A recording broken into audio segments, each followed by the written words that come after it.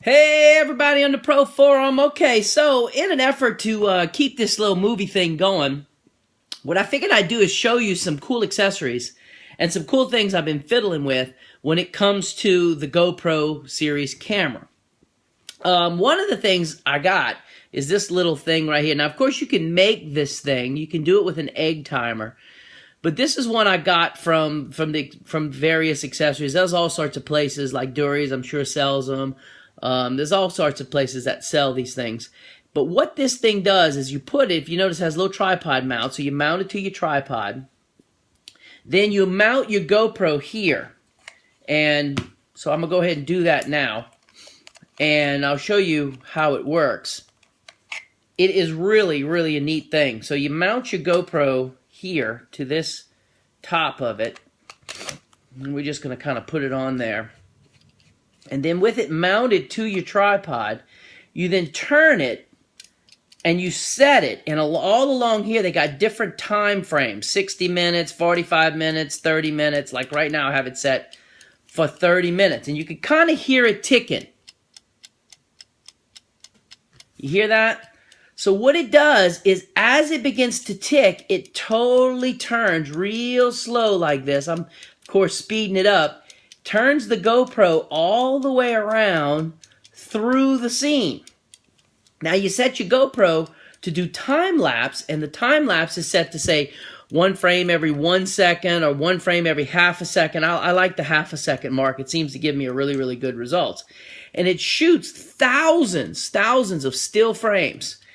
And it stores it all on the little super small SD card. Then you take that information and you load that into your Final Cut Pro. I use Final Cut Pro. And you load it in Final Cut Pro, do what they call a compound clip. In case you're not sure with how that works, you can do a little research. You do a compound clip after you have all of your stills in order. Then you retime it. You click select and then retime the clip. Now, when you do that, you just select normal. You can then slide the clip left and right until you get it within, I don't know, 3 seconds, 4 seconds, 10 seconds, however long you want the clip to last. And so now what happens is the scene pans through nice and smoothly as the time lapse happens in between. Now, when you know what to look for, you start seeing a lot of this in video these days. So I think I used it just as an information. I used it in it was a little construction project. Some people had me come out and shoot a few aerials of this past weekend.